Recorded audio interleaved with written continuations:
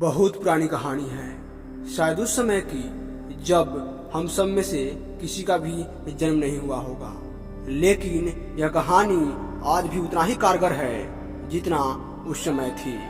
इसलिए इस कहानी को मात्र सुन लेने और समझ लेने से ही इंसान के जीवन में चमत्कारी परिवर्तन आ जाते हैं। एक बार की बात है, एक बौद्ध भिक्षु भिक्षा लेने एक नगर में गया हुआ था और सारे नगर के लोग उसकी सेवा करना चाहते थे, क्योंकि उस समय बौद्ध भिक्षुओं का बहुत इज्जत और सम्मान था।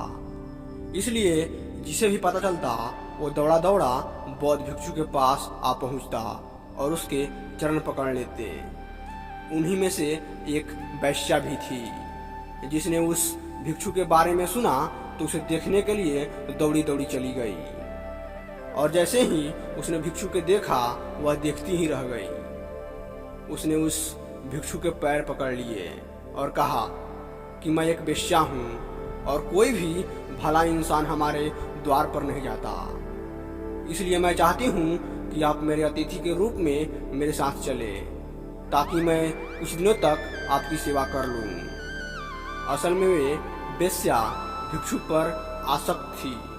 उसने आगे कहा कि हे महात्मा, मैं कुछ धर्म कमाना चाहती हूँ और ये भी हो सकता है कि मेरे मन में कुछ ऐसा भाव आ जाए कि मेरे द्वार का उद्धार हो जाए। सभी नगरवासी उस वेश्या की बातें सुन रहे थे और इससे पहले कि भिक्षु कुछ कह पाते, इससे पहले उनमें से एक ने बोल पड़ा, तुम क्या कह रही हो? एक बौद्ध भिक्षु तुम्हारे कोठे पर कैसे आ सकते हैं? इससे तो भिक्षु को पाप लगेगा। नगरवासियों की बात सुन वेश्या ने कहा कि मैं इन्हें पाप मिटाने के लिए ही अपने साथ चलने को कह रही हूँ। उनकी बातें सुनकर भिक्षु ने कहा कि मैं अपने गुरु बुद्ध से इसकी अनुमति लूंगा। यदि वो कहेंगे तो मैं आपके पास चलूंगा। ये सुनकर वेश्या ने कहा कि मैं इंतजार करूंगी। इतना सुनकर नगर के सेठ ने कहा कि हे महात्मा, ये पापी है, आप मेरे साथ चलिए, इसका कोठा आपके जाने लायक नहीं है।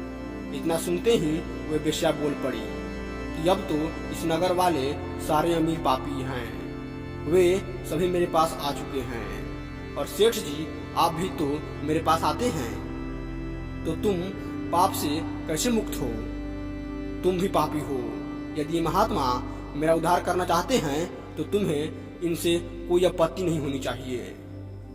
नगर का सेठ चुप हो गया, क्योंकि उसकी सच्चाई सामने आ चुकी थी। इसके बाद बौद्ध भिक्षु गुरु से अनुमति लेने नगर की ओर लौट गए। गुरु के पास पहुंचकर उन्होंने अपने साथ घटित सभी घटनाओं को बताया। गुरु के सभी चेले ये बात सुन रहे थे और सोच रहे थे कि अब गुरु क्या कहेंगे। कुछ चेले सोच रहे थे कि अनुमति नहीं मिलनी चाहिए और कुछ चेले ऐसे थे जो सोच रहे थे कि अनुमति मिल जाना चाहिए, ताकि कल को किसी ऐसे स्थान पर रहकर कुछ समय बिता सके।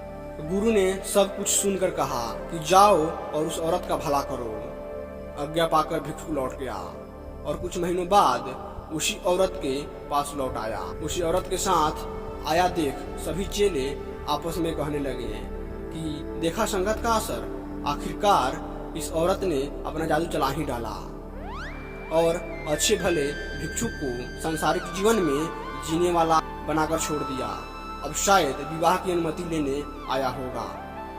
गुरु को अपने चेले के बारे में पता था, इसलिए अपने पास आते देखकर गुरु मुस्कुरा रहे थे। भिक्षु ने अपने गुरु को पैर पकड़ लिए और कहा कि हे गुरु जी, मैंने इस औरत का उद्धार किया, अब ये एकदम शुद्ध आत्मा बन चुकी है, अतः इसे भी अपना शिष्य स्वीकार करे। ये सब सुनकर सभी भिक्षु आश्चर्य में पड़ गए कि ये कैसे हो सकता है।